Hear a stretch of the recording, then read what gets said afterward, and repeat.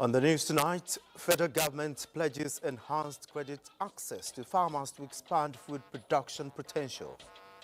We must drive mechanization to reduce drudgery and enhance productivity. Nigeria champions deeper regional energy integration to advance Africa's energy security. So we're not producing enough to meet our domestic demand and also our international obligations. Strengthening Nigeria's digital future, 7th National Day of Identity advocates inclusion for all. We must deepen harmonization across agencies, strengthen partnerships. Good evening and welcome to the Network News. I am Olajide Bello. And with me in the studio is our businessman, Benny Adams, who will bring us latest from the world of business. Benny, what's trending today? Well, it's about the stock market. It was a mixed day for investors as we had more of the share prices falling than for those rising. But the opportunity for new investors, they can take advantage at this point. All right, many thanks, Benny. And of course, Bade Adele will give us sports updates. But you can at least put up a bit of a smile, and I know that must be coming from Tokyo 2025 World Athletics Championship. What do you have for us? Sure, we're still celebrating the silver from Tobiloba Amuson, but tonight it's officially the first UEFA Champions League night. 2 matches gone already and 4 more currently ongoing. All right, many thanks, Bade. Remember, you can watch these broadcasts live on our website, nta.ng/live, and on our other social media handles displayed on your screen. President Bola Tinubu has returned to Abuja after spending part of his annual holiday in France. The presidential airplane landed at the Nnamdi Azikiwe International Airport at approximately 6:45 this Tuesday evening. President of the Senate, Godswill Akpabio, led a delegation of government officials to receive the president on arrival. President Tinubu departed for France on September 4, 2025 to spend part of his annual leave.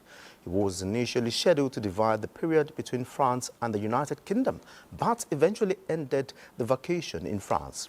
While in France, the president held a private luncheon with his French counterpart, President Emmanuel Macron, at the Élysée Palace. Both leaders reportedly reviewed key areas of cooperation between Nigeria and France and agreed to deepen the partnership for mutual prosperity and global stability. The federal government has announced fresh incentives to boost agricultural investment as part of ongoing reforms to unlock Nigeria's vast food production potential through new policies that will serve as a game changer for agriculture and infrastructure investment. Vice President Kashim Shettima disclosed this during the Food and Agriculture Organization of the United Nations National and Sub-Regional Hand-in-Hand Investment Forum in Abuja. State House correspondent Abdurrahman Jibrila reports. This is the National and Sub-National Hand-in-Hand Investment Forum holding in Abuja to enhance agricultural investment in West Africa and the Sahel. It's part of the renewed hope agenda, the pride destination of Nigeria in the agricultural sector, targeting to remove 35 million Nigerians out of poverty. Nigeria is a hub of digital revolution in the African continent. The renewed hope agenda, Your Excellencies, distinguished ladies and gentlemen, of His Excellency President Bola Ahmed Tinubu is committed to converting these trends into tangible outcomes. It is a whole of government approach that demands urgent action. We must facilitate access to land and resources for serious investors. We must drive mechanization to reduce drudgery and enhance productivity. We must strengthen the agricultural credit system to ensure capital flows where it is needed most. We must prioritize value addition to create jobs and wealth within our borders. We must build the infrastructure that link farm gates to markets. Nigeria presented an overview of the country's investment atmosphere and profile, with focus on women and youth, creating an enabling environment through lifting of some tax burden on the citizens and other incentives as well as policies and legislations. Climate shocks, food insecurity, and malnutrition remain pressing challenges. But through irrigation, innovation, and targeted investment, we can turn these challenges into opportunities for sustainable growth, food sovereignty, and regional integration. Highlight a new partnership between the EU and Nigeria's National Space Research and Development Agency on innovative agriculture. This project will generate critical data and information to aid and attract investment in climate-smart agricultural practices, including irrigation, water resource management, livestock development, and selected value chains across 7 ecological zones in Nigeria. In Nigeria, the Hand in Hand initiative has made remarkable strides in identifying and matching investment opportunities in agriculture with interest of private sector. Investing $3.14 billion in the Nigerian agricultural sector, supported through strengthening public-private partnership to address issues of hunger and malnutrition in the country. In Abuja, Abraham Jibrila, NTA News. Nigeria's economy is showing renewed strength as the National Bureau of Statistics releases fresh inflation figures for August. Experts say the report points to a consistent drop in inflation, stronger foreign reserves, and a healthier trade balance, which reflects the impact of ongoing reforms. Muplank Dakok reports. The National Bureau of Statistics announced that headline inflation slowed down in August to 20.12% from 21.88% in July, showing the 5th consecutive monthly decline. Analysts say this trend signals that government's bold economic reforms are gradually stabilizing prices and restoring confidence. What we should be celebrating is that we are pushing further and further away from the cliff. Okay, meaning that we are not inching towards recession, and that's noteworthy. Okay, but a lot of these efforts, I must also say, is at the level of a national. Nigerians who feel the effects in markets and households are hopeful for more relief in the months ahead. Before, like rice, beans, all this food stuff, before we buy it at a high cost, but now it has reduced. The price of food stuff, it has actually come down.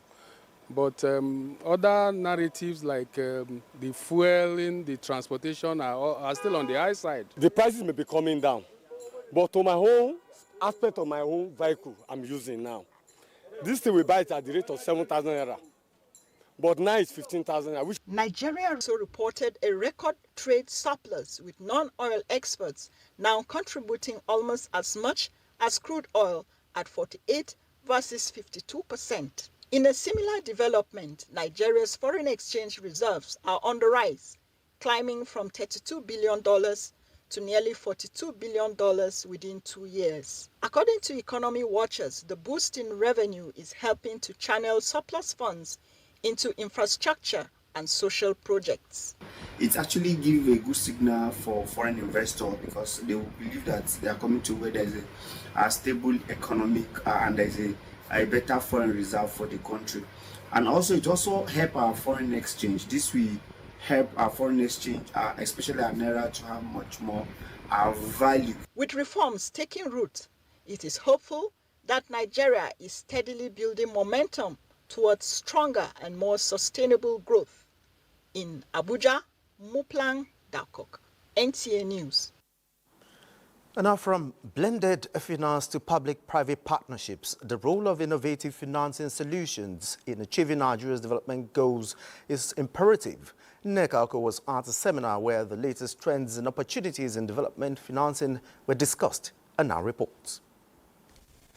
Financing national development, as critical as it is in the attainment of sustainable development goals, is a challenge to many African countries, including Nigeria. With traditional financing sources, including oil revenues declining and volatility in exchange rate, as well as debt sustainability raising concerns, a shift towards innovative financing solutions has never been more urgent. This is why the one-day seminar for federal and state MDAs aims to spotlight opportunities within the EU-Nigeria cooperation framework. There are states here that as they continue to interrogate their opportunities, their investment demands is in the tens of billions of dollars. And what the EU is offering us is in addition to their experience, rich experience as different countries, but the offer to come together in a systematic way. I think there has been somehow a hurdle that said some of all these interventions. But with this promise, I think I'm getting home to be more encouraged to do more. Central to the dialogue is the EU-Africa Global Gateway Investment Package, which promises to mobilize funds in investments for Africa. From job creation and youth empowerment to climate resilience and digital innovation. It's very important that our projects deliver for citizens. By leveraging the EU-Nigeria cooperation and the Global Gateway Investment Package, stakeholders believe Nigeria can access new financing opportunities and accelerate its development progress. In Abuja, Nekauko, NTA News. Nigeria's leadership role in advancing Africa's energy security has been reaffirmed at the Africa Oil Week 2025 Ministerial and CEO Leadership Forum in Accra, Ghana. Nigeria's Minister of State for Petroleum Resources, Oil, Henneken Lokobiri, also called for deeper regional integration. Lydia Sampson reports. Henneken Lokobiri reiterates that integration remains the most effective strategy to end Africa's energy poverty, noting that shared infrastructure, harmonized standards and technical expertise will enable the continent secure its energy future. If you don't produce enough, crude oil, you won't have enough to also refine. We're having that problem in Nigeria today because we're not producing enough to meet our domestic demand and also our international obligations. And so the time has come for us, as countries to co-develop some kind of infrastructure, some kind of, investments in refining, in storage, in transportation, in distribution, so that we'll be able to collectively, provide the solution that is needed, by Africans. He wants an end to Africa's heavy reliance on imports, revealing that the continent spends over $120 billion annually on hydrocarbon imports. He stressed that with deliberate policies, these funds will remain within Africa to fuel development priorities. Lokobiri urged participants not to forget that investors make long-term decisions based on stability and predictability. Therefore, Africa must harmonize its policies to attract and retain investment. In Abuja, Lydia Sampson, NTA News. The President and Chief Executive Officer Dangote Group, Aliko Dangote, has reiterated that the refinery remains open to partnerships and collaboration with other stakeholders in the downstream sector, stressing that the industry stands to benefit more through collective effort and cooperation. He was speaking at a media briefing to mark the first anniversary of the launch of petrol from the 650,000 barrels per day refinery in Ibejuleki, Lagos. Diana Ajale completes the report.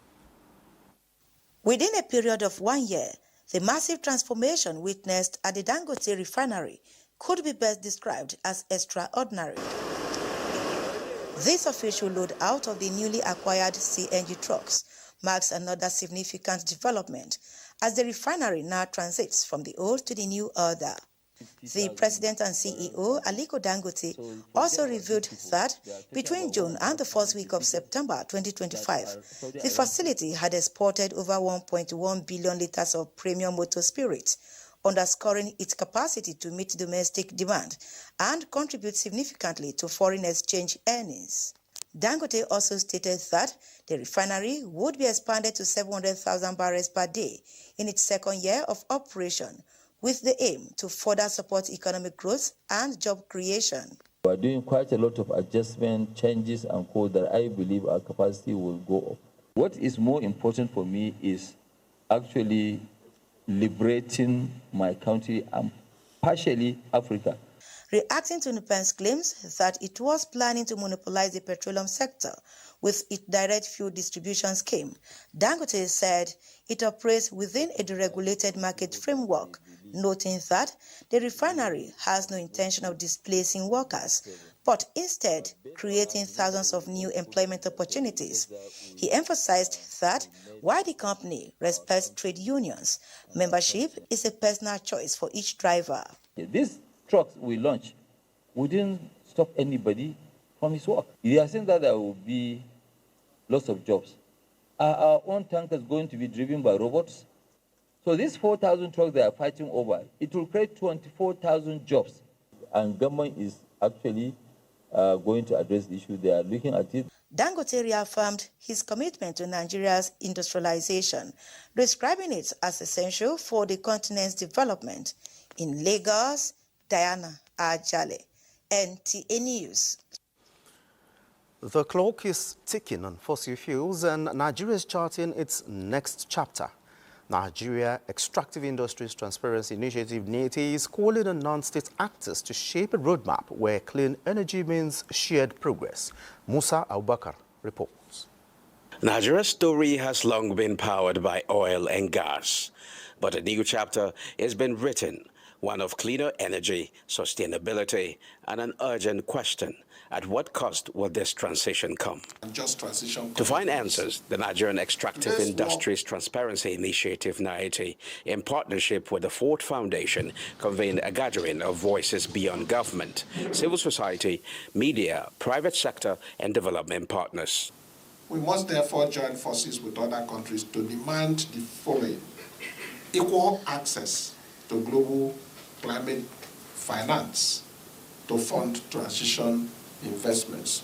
The dialogue focused on the true price of change, jobs that may be threatened in oil and gas, communities that could be left behind, and the opportunities waiting in renewables. Engagement with civil society seeks to deepen knowledge about the scope and magnitude of energy transition impact to enable actors to engage more effectively. NIT warned that while energy transition offers hope for a cleaner tomorrow, it has unintended consequences if not carefully managed. For stakeholders here, the expectation is Nigeria's energy transition must not just be green, it must be fair, leaving no community, no worker, and no future behind.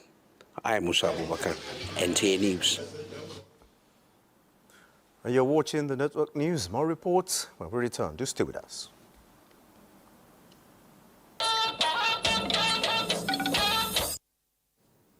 Good to know you're here. It's that time we talk business. Today, the Nigerian exchange saw a significant drop in activity compared to Monday, which was yesterday, where the total number of shares traded, their value, and the number of deals all declined sharply. Specifically, the trading volume was down by 25%, the total value of shares traded dropped by 46%, and the number of deals fell by 20%. And despite the slower day, the overall value of market remained strong at 89.6 trillion naira. A total of 128 companies were traded. While it was a mixed day for investors, there were still slight companies, shares that fell compared to those that rose, talking about 27 losers as against 23 gainers. And looking at the top performers, Custodian and Allied was the star of the day, with its share price jumping by 9.94%, while Multiverse Mining and Exploration, Unicell, Interlinked, and eTransact International also had a great day with gains more than 9%. And looking at the biggest losers, Austin Lars and Company saw the largest drop, with its share price fallen by 6.27%. Other notable decliners include Deep Capital Management Trust, FT Cocoa Processors, and Regency Alliance Insurance. While the top stocks by volume were Guarantee Trust Holding with more than 32.9 million shares, changing hands, Secure Electronic Technology, United Bank for Africa, and Chams were also heavily traded. This is it and business at this time. Olajide, it's over to you.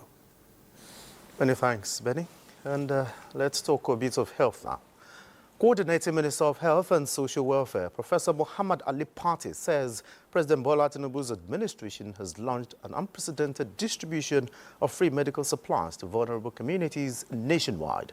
At a flag-off of the nationwide distribution to states, Professor Pate said all sectoral targets that were set in 2023 are now being met according to plan, bringing quality health services closer to Nigerians, regardless of where they live or who they are. The journey is not that for government alone. I call on all Nigerians to join us in protecting their primary healthcare centers and supporting the healthcare workers in the front lines.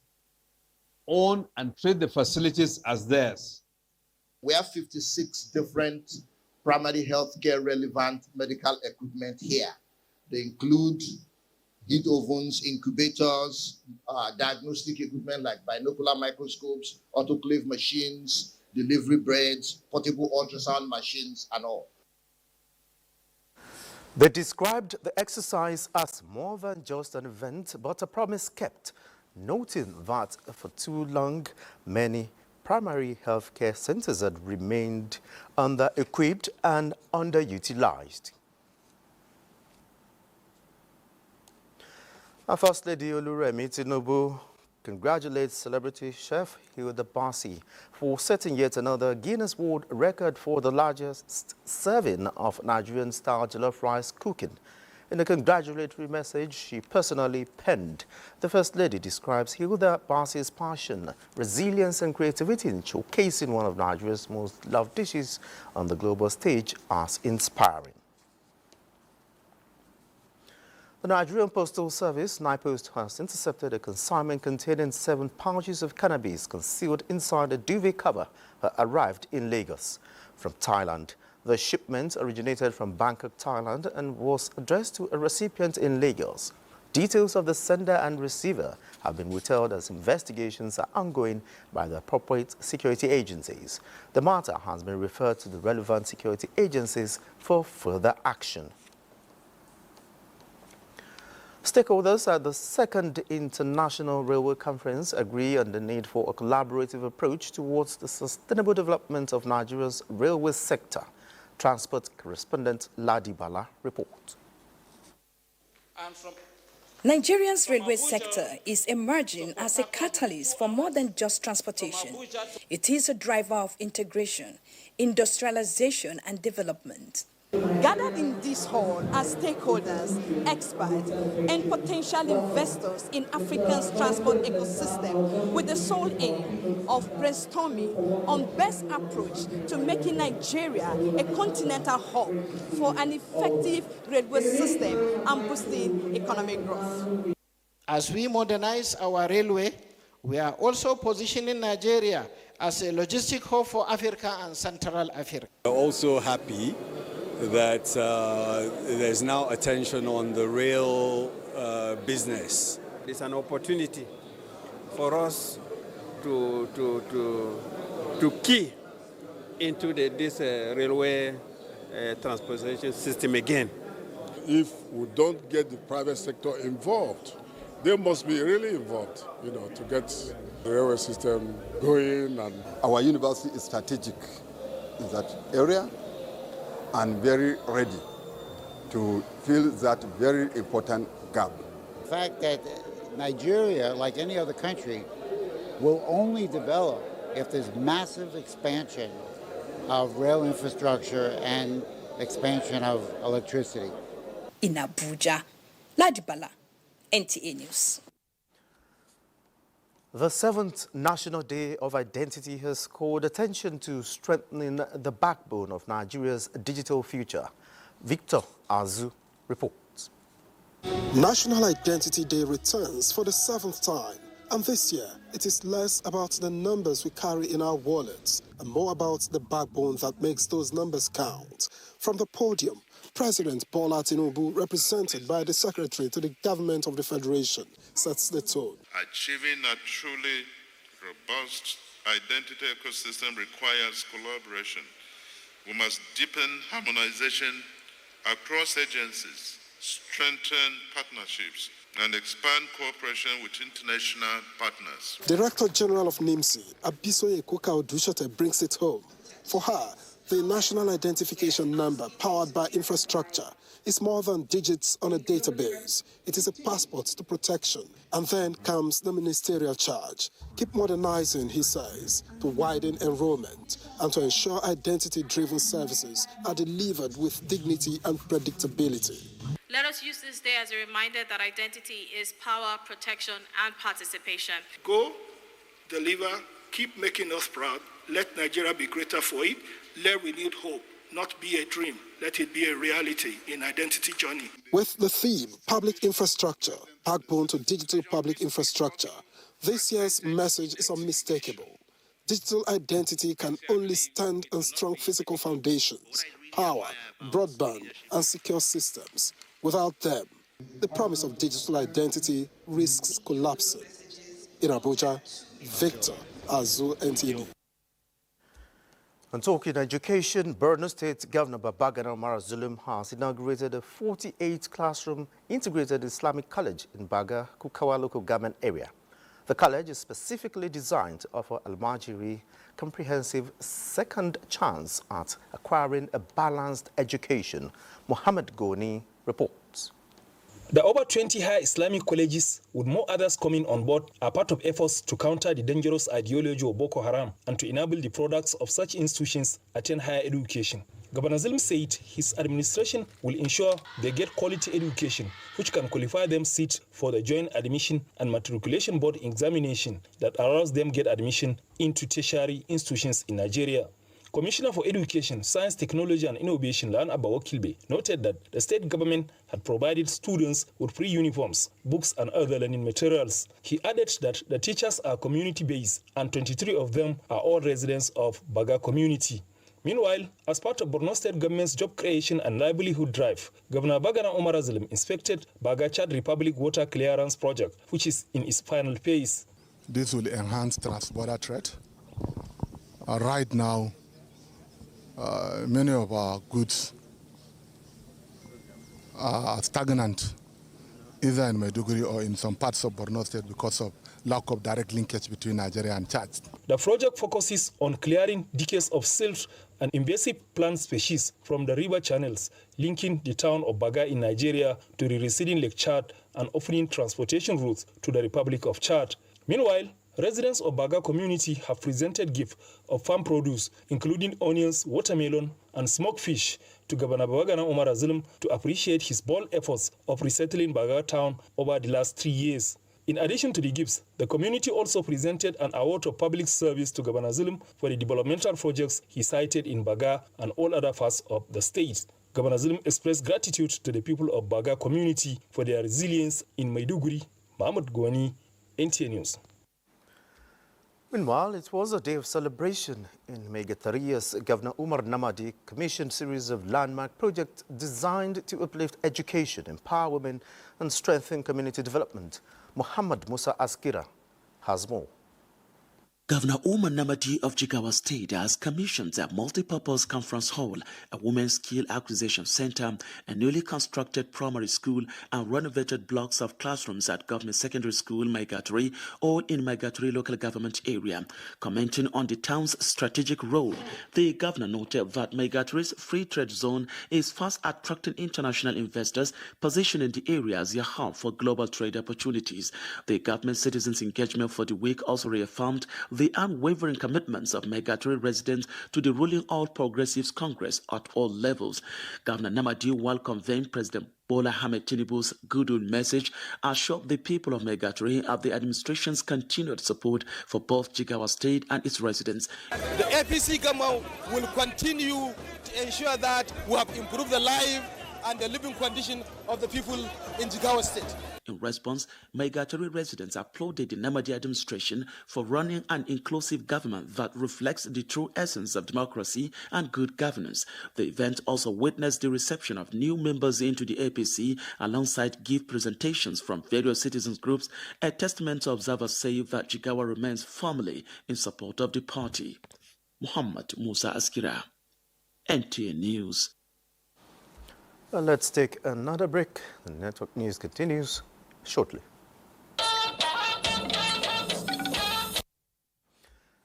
Thanks for being there.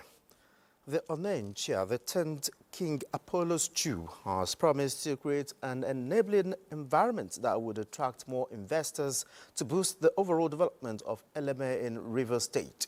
This was when women under the auspices of Bafia Group in Eleme acknowledged his developmental strides during a visit to his palace. Ijoma Ogoke reports.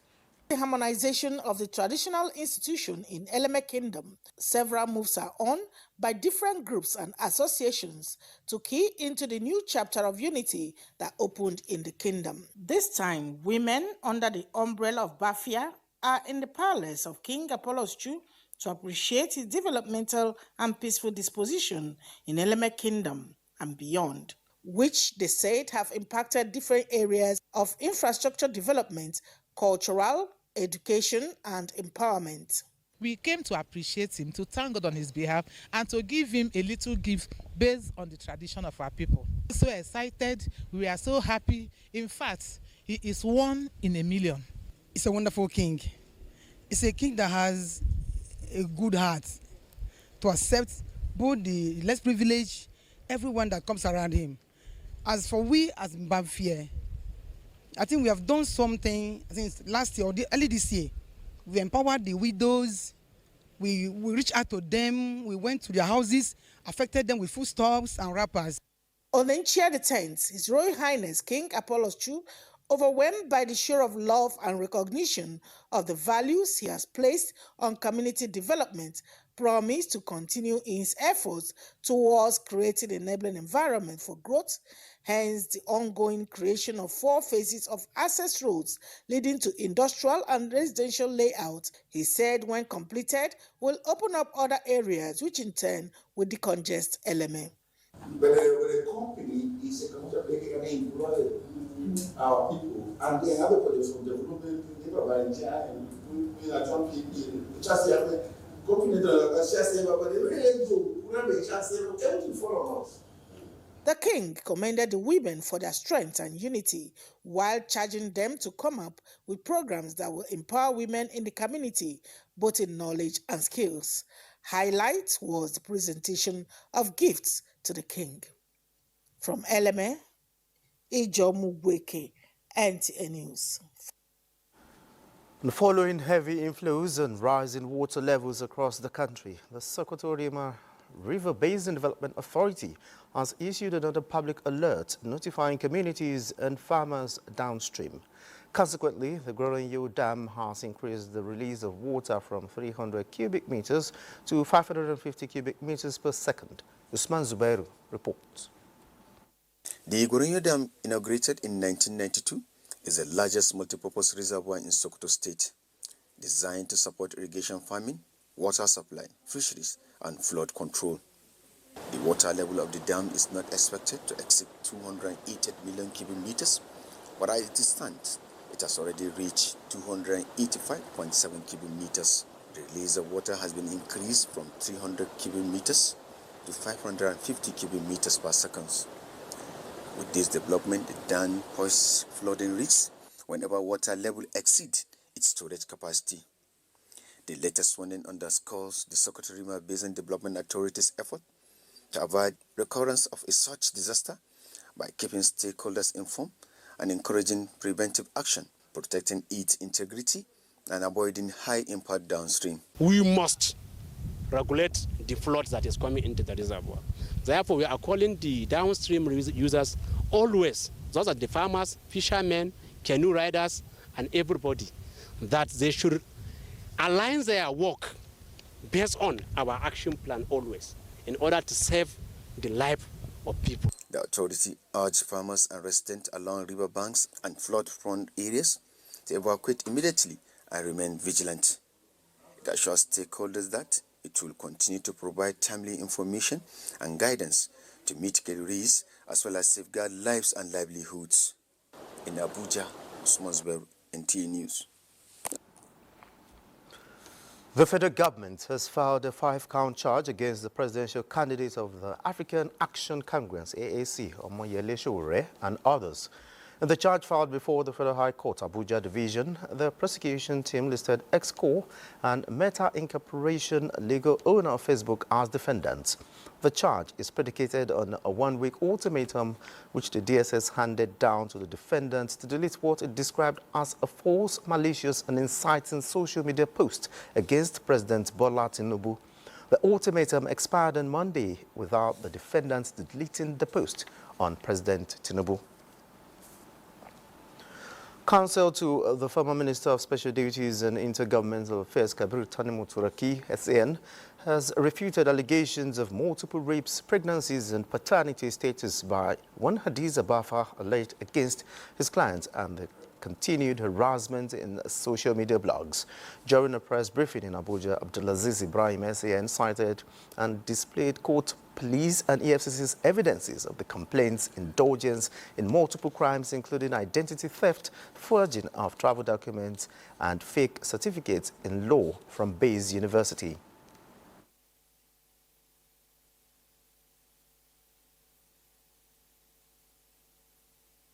Her allegations of rape, forced abortions, rituals, threats to life, and breach of promise to marry were all thoroughly investigated by the police and found to be false.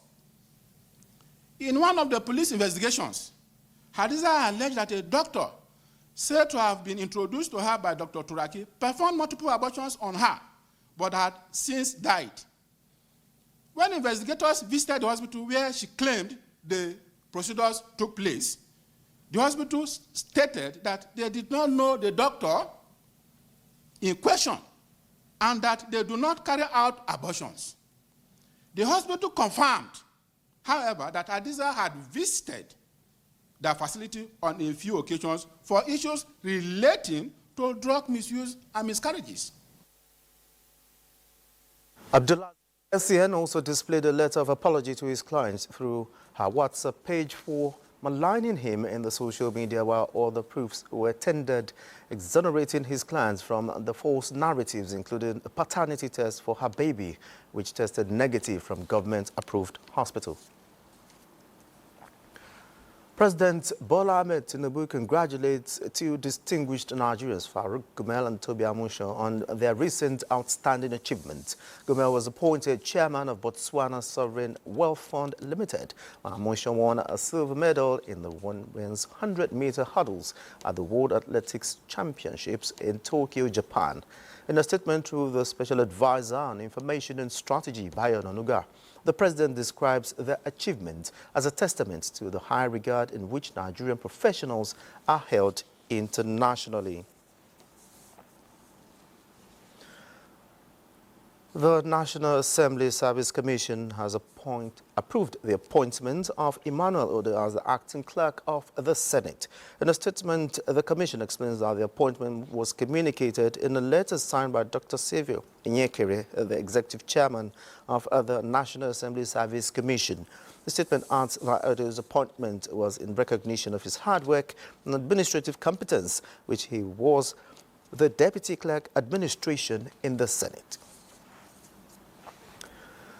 Another break beckons. News continues in a moment. Glad to know you're still there and on the foreign scene. United Nations investigators on Tuesday accused Israel of committing genocide in Gaza in a bid to destroy the Palestinians, blaming Israel's Prime Minister and other top officials for incitement. The Justice French Appeal Court re-examines case of Rwandan doctor convicted over genocide. Chukunanso Nwabweze has details on Global Update. United Nations Independent International Commission of Inquiry on Gaza concluded in its 72-page report that Israeli authorities and forces had since October 2023 committed 4 of the 5 genocidal acts listed in the 1948 Genocide Convention. It stressed that the international community cannot stay silent on the genocidal campaign launched by Israel against the Palestinian people in Gaza. The ongoing genocide in Gaza is a moral outrage and a legal emergency. Member states must act now. Israel's permanent representative to the UN in Geneva, while rejecting the report, described it as fake and distorted.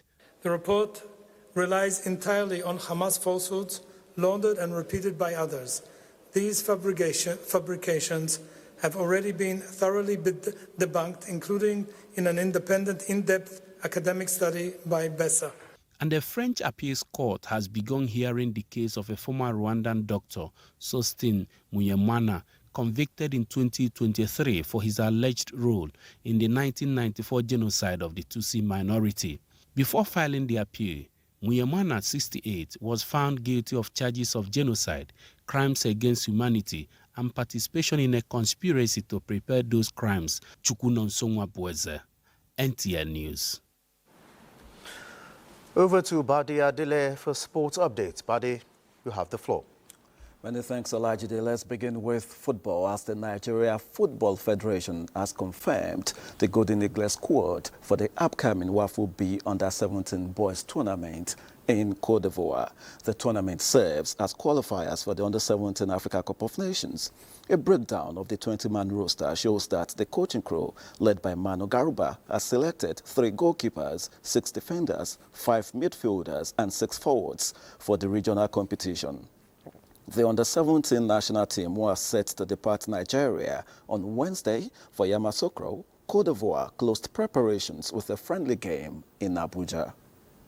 My boys are ready to represent the country, not only to represent the country, but to qualify for the AFCON, which is the main objective of going to the WAFU tournament. Moving on, let's quickly let you know that the league phase of the UEFA Champions League officially began earlier this evening. And the first match, we saw Arsenal getting their campaign to a winning start by getting a 2-0 win over their opponents, Athletic Bilbao.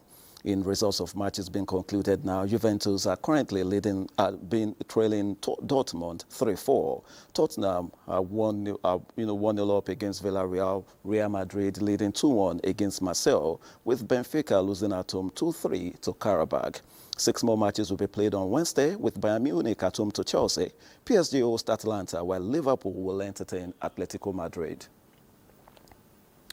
And finally, to a bit of athletics now, let's let you know that Faith Kipyegon stumped to a historic 4th World 1,500 meters title as the Kenyan great extended a streak of dominance with a 5th consecutive global gold in the event. The 31-year-old matched retired world record holder Hicham El Gurouj as the only other athlete in history to amass 4 1,500 meters titles at the championships. Kipyegon will now target a 2nd successive world double in the 5,000 meters. The heats for which will begin on Thursday before Saturday's final. And that does it on Sports Tonight. Let's now return to Olajide. Many thanks, Badi. And just before we go, a quick look at the weather forecast. Wednesday morning is expected to start off with mostly cloudy skies, a respite from Tuesday's torrential downpour across most parts of the country. But for parts of Sokoto, Zamfara, Kebbi, and Niger, should expect an early morning thunderstorms with rains. Ahead of that, a couple of thunderstorms with rains to watch out for during the afternoon into evening hours. Places to be affected include Southern Borno, Southern Yobe, Adamawa, Taraba, Gombe, Bauchi, Kano, Katsina, and Niger State. Likewise, parts of the Federal Capital Territory, Nasarawa, Kwara, Kogi, and Niger are expected to witness some thunderstorms with rains. This should also extend to parts of Ebonyi, Anambra, Imo, and the coastal cities. And that's it from here. I am Akami Samarda. Thank you for watching.